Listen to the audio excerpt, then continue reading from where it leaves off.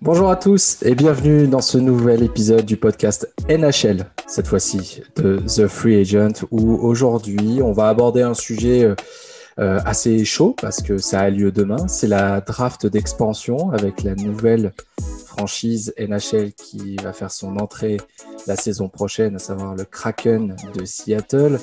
Draft d'expansion extrêmement attendu. Les listes des joueurs protégés et non protégés ont été dévoilées dimanche, pardon. Effectivement, c'était dimanche. Et pour parler de ça aujourd'hui, j'accueille Samuel. Comment tu vas, Samuel ? Salut Charles, ça va super. Bonjour à tous. J'ai hâte de voir ce que les joueurs qui vont être sélectionnés par le Kraken. C'est toujours un événement, une nouvelle franchise en NHL et j'ai hâte de voir ça. Et oui, puisque la dernière fois que c'était arrivé, c'était en 2017 avec les Golden Knights de Vegas qui avaient joué pas mal de mauvais tours à toutes les autres franchises avec de très très bons coups et ils avaient réussi dès leur première saison à se hisser en finale de Coupe Stanley.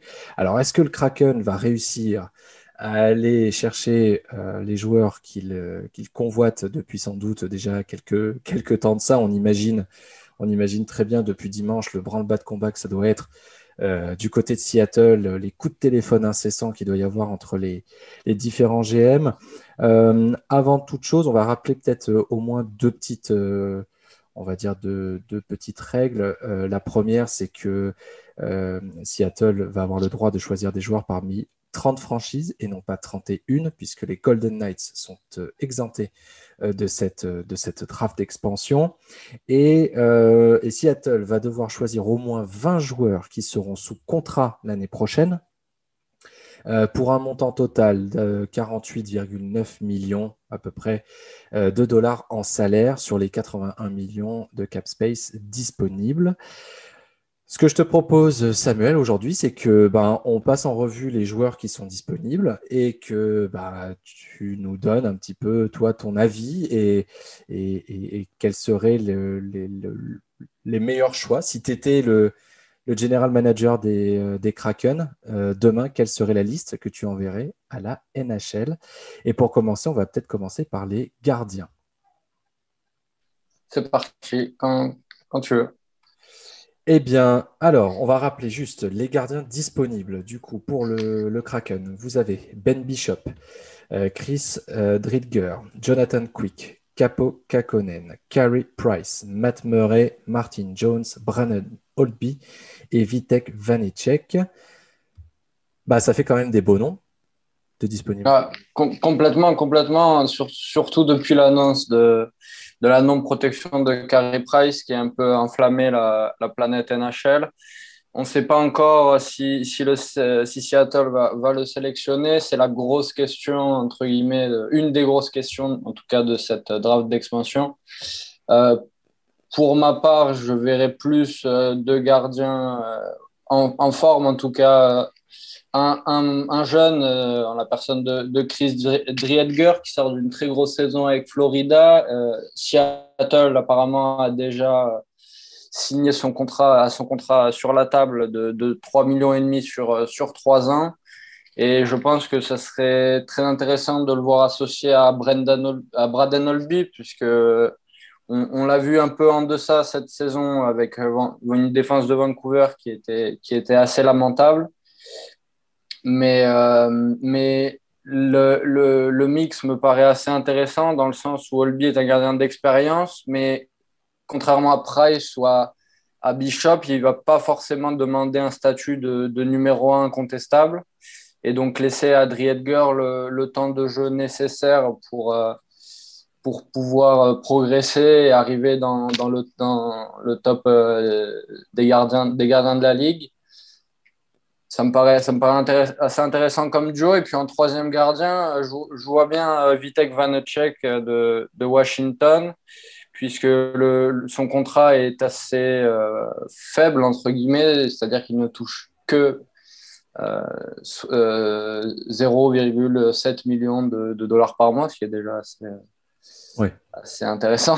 c'est ça. Mais Ouais. oui, c'est également un jeune joueur qui pourrait faire, après une saison qui, je pense, a été assez dure du côté de Washington, aller faire la navette entre la Ligue mineure et la NHL. On verra ce que lui. Si Seattle le prend, mais ça pourrait être assez intéressant. C'est un joueur qui a quand même pas mal de potentiel. Il a fait des bons matchs cette année. C'était sa première saison, donc il a pas été non plus, plus brillant, mais un petit temps d'adaptation derrière le duo de Edgar Holby paraît assez intéressant. Ouais. Donc, pas de Carey Price ni de Ben Bishop pour toi, parce que dans cette liste, effectivement, alors Brandon Oldby, effectivement, paraît un choix effectivement intéressant, mais pas de Carey Price, pas de les deux derniers finalistes, on va dire, des Coupes Stanley pour toi. C'est ça, c'est ça. Bon, Ben Bishop, même si c'est en statut un des meilleurs gardiens de la ligue, il a très très peu joué les 2 dernières saisons. Et puis pour Carey Price, il a visiblement une blessure à l'ange qui pourrait le faire rater un certain nombre de matchs cette année. Donc son contrat en plus est à mes yeux trop élevé dans une draft d'expansion, ce qui Mm. réduirait la marge de manœuvre pour Seattle ensuite. Je pense que Holby et Dreger, c'est deux bons choix et que le, le coût de Price va être trop élevé pour Seattle.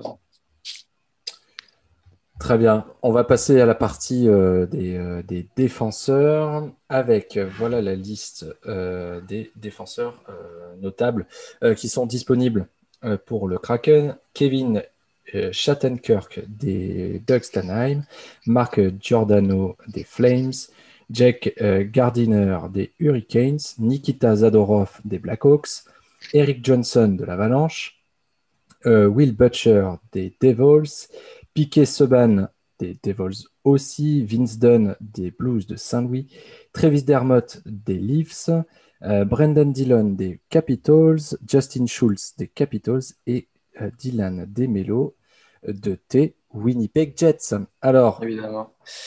Alors, c'est le secteur qui me paraît le plus faible, entre guillemets, de cette draft, mais je pense que Seattle peut sortir avec une très grosse base défensive. Alors, il n'y aura pas forcément des très gros noms, hormis Marc Giordano, que j'ai mis dans l'article mock draft qui sortira demain matin sur The Free Agent. Mais Marc Giordano en leader me paraît être une très bonne idée. Il y avait évidemment le profil de Dougie Hamilton qui était intéressant, mais son contrat est fini et je ne pense pas qu'il veuille re-signer dans une équipe jeune, entre guillemets, qui n'irait pas directement se battre pour la Coupe Stanley. Après, il y a quand même des profils intéressants, notamment Jack Bean, le jeune défenseur offensif de Carolina, qui serait aussi, ouais. visiblement un des choix, en tout cas définis du Kraken. Ça va être très compliqué. Il va falloir qu'il choisisse minutieusement ses défenseurs, mais on a des profils intéressants sur les équipes un peu plus faibles, notamment à Détroit avec Troy Stecher qui a fait une saison moyenne, mais qui est un peu qui s'est un peu démarqué dans cette défense de Détroit assez moyenne. Pareil pour Will Butcher qui pourrait être choisi à la place, entre guillemets, de Piquet Subban. C'est un défenseur assez intéressant et je pense qu'à côté de Mark Giordano, ça peut faire une très belle ligne défensive, première ligne en tout cas.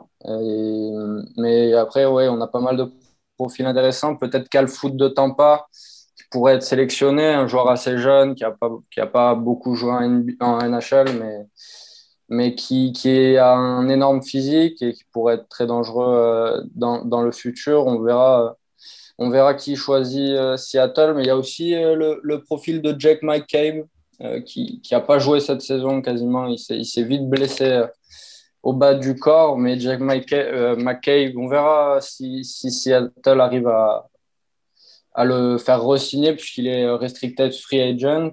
Mais il pourrait signer entre 2 et 3 millions cette saison. C'est un joueur assez intéressant, un gros leader qui était assistant capitaine dans cette équipe de Buffalo un peu moyenne. Mais oui, il Le y a mot des est profils faible. intéressants. Tout va dépendre de la capacité du management de Seattle à juger les potentiels des défenseurs de cette draft d'expansion, mais ils peuvent en ressortir avec un bel effectif. On a aussi le profil de Goligoski d'Arizona qui peut être intéressant. C'est un joueur assez expérimenté de 35 ans qui pourrait apporter un peu de stabilité dans une défense qui s'annonce quand même assez jeune vu les profils que Seattle a abordés. Donc on verra. Important effectivement d'avoir, on l'a vu cette année d'avoir une bonne ligne défensive Complètement. pour aller loin. On va passer aux attaquants et là la liste est un petit peu plus longue et Ah oui, il y a des très gros nom. sacrés noms. Il y a des sacrés noms. Alors, j'éclaircis ma voix parce que la liste est longue.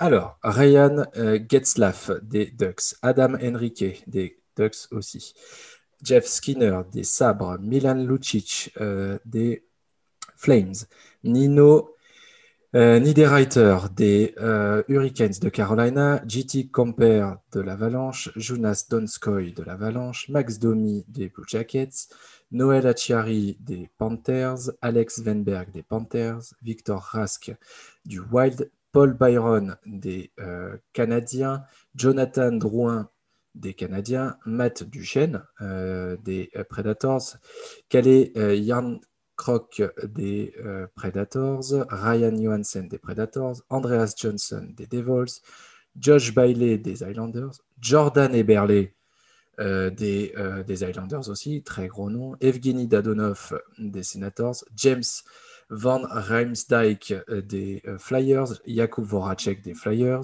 Brandon Tanev et Jason Zucker des Penguins, Vladimir Tarasenko des Blues, côté champion en titre, alors Yannick Gourde, Tyler Johnson, Mathieu Joseph, Ondrej Palat et Alex Killorn sont tous disponibles. Chez les Leafs, on retrouve Alex Kerfoot, Jared McCann, Jason Spezza et Wayne Simmons. Côté Capitals, on a Connor Sherry et Alex Ovechkin et Mason Appleton côté des Jets. Voilà quelques noms d'attaquants disponibles.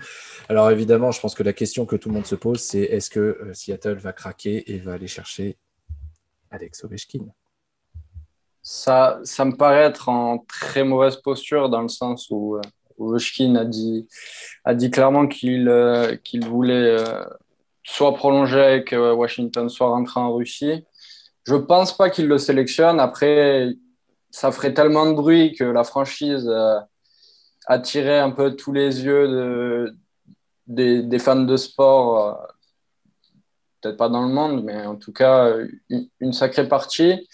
Et là, il y a des profils qui sont beaucoup trop intéressants avec Seattle, qui font peur à beaucoup de fans de NHL qui voient déjà une équipe style Golden Knights de leur première année. C'est ça. Des profils qui varient en plus. Il y a des joueurs stars, il y a des joueurs qui sont beaucoup plus travailleurs, mais qui sont encore très bons. Il y a beaucoup de bons coups à flairer du côté de Seattle.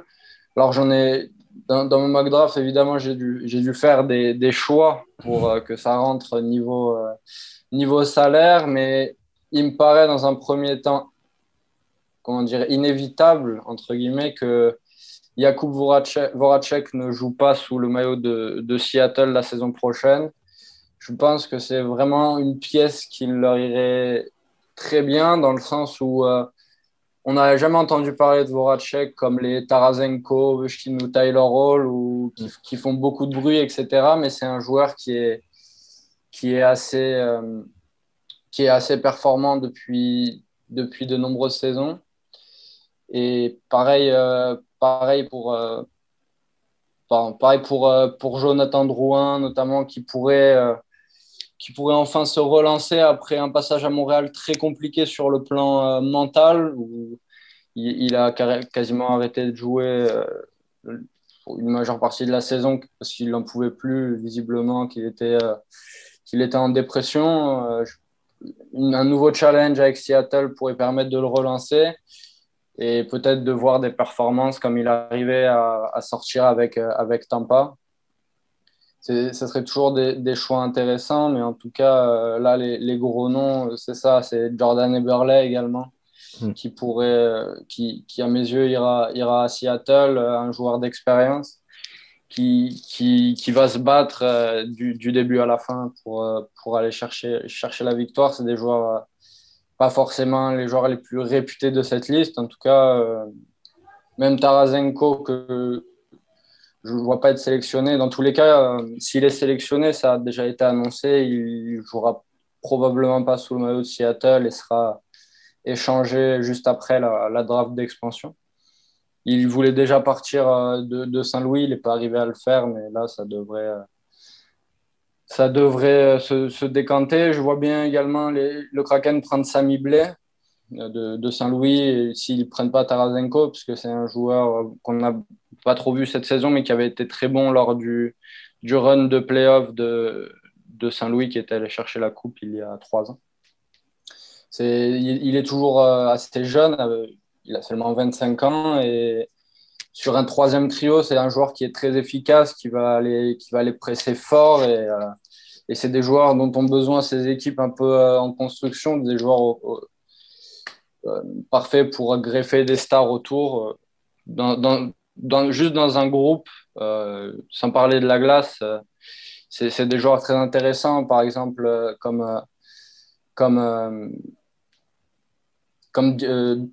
pardon. Oui, comme Julien Gauthier, le centre des Rangers, c'est un joueur pareil, très physique, ou encore Kellyan Krok ou Athanasiou de Los Angeles, même Kaoun d'Edmonton. C'est que des joueurs pas forcément stars, mais qui sont, à mes yeux, assez intéressants pour construire un effectif autour de ces attaquants. Et derrière une ligne qui pourrait être, disons, Eberle avec Eberle à gauche, Voracek à droite et Alex Kerfoot de Toronto au centre.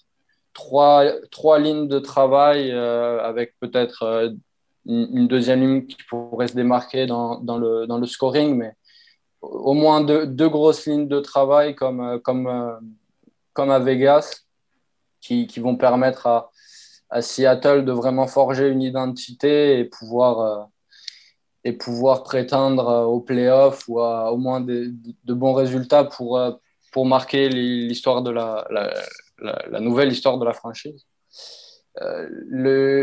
Sur les attaquants, c'est moins compliqué que sur les défenseurs, parce qu'il y a quand même beaucoup de profils beaucoup plus de choix, mais pareil, tout va être une question d'équilibre et de groupe, en fait, de synergie de groupe. Ils vont devoir sélectionner les bons profils techniques et mentaux, des joueurs travailleurs, peut-être pas de joueurs à problème ou quoi que ce soit, quitte à prendre des joueurs un peu moins, un peu moins stars, entre guillemets. Mais ça va être très important, cette énergie de groupe comme l'avait Vegas. Je pense qu'ils ont le bon modèle et on a des joueurs parfaits pour ça. Je cite encore 2 exemples que j'ai mis dans la mock draft. À Colorado, au lieu de prendre Gabriel Landeskog en agent libre, il y a le profil de JT Compher qui est assez intéressant. Il sort d'une très bonne saison sur le deuxième et troisième trio de l'Avalanche et il pourrait figurer comme deuxième centre dans cet effectif. Pareil pour Kevin Stenlund de Columbus. Il s'est un peu battu toute la saison pour avoir sa place de titulaire. Mais pour une deuxième saison à NHL, c'était vraiment très intéressant ce qu'il a proposé. Il a beaucoup joué sur l'aile avec Texier. Et Stenlund, c'est pareil, c'est un joueur qui pourra jouer sur le 3e, 4e bloc et qui va tout donner pour garder sa place. En tout cas, avec tous ces profils-là, on peut se permettre de dire que Seattle va avoir une très belle équipe quoi qu'il arrive. C'est ce que j'allais te demander. C'est vrai que l'avantage de cette draft d'expansion, c'est que Seattle va pouvoir apporter des profils tellement différents les uns des autres, qui viennent de franchises avec des philosophies de jeu tellement différentes. Et l'exemple pour moi qui est le plus frappant, c'est Eberle avec la philosophie de jeu des Highlanders qui est voilà, très défensif, très physique et on l'a vu toute cette saison et c'est ce qui a fait leur force aussi. Donc il va pouvoir aussi apporter ça à Seattle. Et effectivement, si derrière la dynamique de groupe prend forme, ils peuvent effectivement ils peuvent faire des très belles choses compte tenu des noms qui sont disponibles. Est-ce que toi, parmi la liste des joueurs quand les listes ont été dévoilées, est-ce que pour toi, il y a eu un petit peu des surprises en mode ils n'ont pas protégé lui ou lui, tu vois?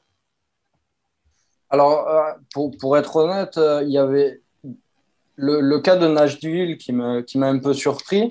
Je savais, enfin, c'était une surprise pour personne qu'ils étaient en reconstruction et qu'ils souhaitaient, comment dire, euh, reconstruire autour d'une base assez solide. Mais le choix Ryan Anderson non protégé m'a quand même un peu surpris. Je pense pas que Seattle va le prendre, mais c'est un message clairement envoyé pour dire le cadre entre guillemets offensif de l'équipe, on appuie sur le bouton recommencer et Matt Duchene, Ryan Johansson, on va essayer de les échanger. Ça promet un été assez mouvementé du côté de Nashville qui va essayer de recommencer. Et puis même, on en parlait juste avant, Jakub Voracek, c'était Ouais. pas forcément le profil attendu. Mais le trop plein de talent offensif de Philadelphie n'a pas laissé le choix au management que de le laisser. Sinon, les, les, les joueurs non protégés étaient quand même pas mal annoncés et il n'y a pas de grande surprise. Peut-être d'Adonov du côté d'Ottawa, mais qui a préféré garder sa base de jeunes et qui sera probablement pas choisi par rapport à son contrat. Je pense que Seattle a d'autres belles opportunités à saisir à ce prix-là. Mais après, évidemment, les gros noms de Tampa sont pas forcément surprenants. C'est la même chose. Hein. Ils ont trop de talent offensif pour pouvoir garder tout le monde. C'est toujours une question de choix. Je pense que les GM ont dû assez mal dormir en préparant cette liste. Et sinon, au niveau des gardiens, c'était annoncé. Carey Price a évidemment été la surprise, mais c'est une stratégie assez audacieuse de Marc Bergevin. On verra si c'est payant. Je ne vois pas Seattle le choisir, mais ça pourrait être la guerre civile dans les rues de Montréal si Seattle enlevait Carey Price du Québec. Je pense que c'est un pari qui va s'avérer payant pour le Canadien, mais visiblement, de ce que j'ai lu récemment, Montréal commence à pas mal énerver autour de la Ligue avec les choix Weber et Price, puisqu'ils ne voulaient pas trop donner d'informations par rapport à leur potentielle blessure. Même une blessure qui pourrait arrêter la carrière de chez Weber. C'est peut-être des rumeurs lancées audacieusement par Montréal, mais il pourrait se brûler évidemment si Carey Price était choisi. Sinon, les choix sont quand même assez évidents par rapport aux saisons et aux effectifs disponibles. Encore une fois, si Seattle avait dû s'y préparer, n'a pas dû être décontenancé par les listes au moment de leur sortie. Non, bien sûr, Seattle, on imagine que déjà depuis au moins un an, a bien visionné tous les matchs, toutes les cassettes, enfin toutes les cassettes, pardon, de toutes les vidéos de tous les joueurs. Et je pense qu'ils ont dû faire un sacré paquet de mock draft aussi pour bien se préparer. Alors, chose à savoir, les joueurs qui seront choisis par Seattle ne joueront pas forcément, et tu l'as dit plusieurs fois dans ton analyse, ne seront pas forcément des joueurs du Kraken la saison prochaine. Et c'est là où la deuxième partie de la draft va être intéressante, parce que les 31 autres équipes vont pouvoir aussi contacter le Kraken pour procéder à des échanges, et ce qui avait notamment permis à Vegas en 2017 de construire pour le coup encore plus une grosse équipe. Donc là aussi, il y aura des enjeux. Il y a déjà pas mal de rumeurs sur de possibles déjà presque sign and trade de joueurs non protégés. La seule chose qui pourrait desservir, à mon avis, Seattle, et tu me diras si tu es d'accord, c'est que les autres franchises ont l'expérience des Golden Knights en 2017 et ils risquent de ne pas se faire avoir comme ils ont pu le faire il y a 4 ans. Oui, non, c'est clair que les GM ont dû se préparer à cette draft toute la saison, y réfléchir, même le préparer depuis bien longtemps. Et pour ce qui en est de l'après-expansion draft, à mon avis, Seattle va quand même devoir trouver un gros premier centre, ce qui va être déterminant à mes yeux dans leur saison. Il y en a plusieurs qui sont disponibles, notamment Alex Wennberg, peut-être pas, mais un profil comme Getzlaf qui pourrait essayer de chercher pour 1 ou 2 saisons. Ou sinon, tenter un trade, hein, de toute façon. Là, avec les joueurs qu'ils ont, peut-être que s'ils choisissent Tarasenko, ils pourraient récupérer un bon joueur de centre pour évoluer sur leur première ligne. Ça va être déterminant, ça va être le facteur X, je pense, de cette équipe, de pouvoir aligner quelqu'un d'autre que notamment Alex Kerfoot, que j'avais choisi dans ma mock draft, qui paraît être le premier centre. Ils vont devoir trouver un profil de ce type, mais je ne me fais pas de soucis pour eux. Et puis, lors de la draft, ils auront aussi le choix numéro 2, le Kraken, pour finir de réaliser leur équipe pour l'année prochaine. Les maillots ont été dévoilés là, il y a quelques jours de ça, et ils seront présentés mercredi au public lors de la draft d'expansion qui est à 2h du matin, heure française. Alors si vous avez la possibilité de regarder, c'est sur ESPN 2.